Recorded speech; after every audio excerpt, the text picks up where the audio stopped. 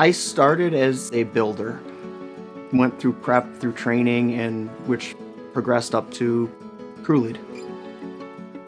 My department builds out the inside of Snap-on display vans, from putting carpet on walls, wiring the outlets, installing shelves and cabinets, and building out the inside of the truck.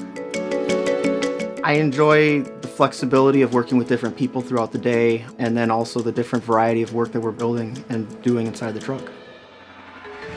It is very team-oriented. You wouldn't be able to complete the truck without the different people helping and working together to get stuff done. We're the ones that are building the trucks and making sure that everything is working when it leaves. You walk out the door at the end of the day, you're knowing that you played a role in other parts of the country and the world, just in what you're producing every day.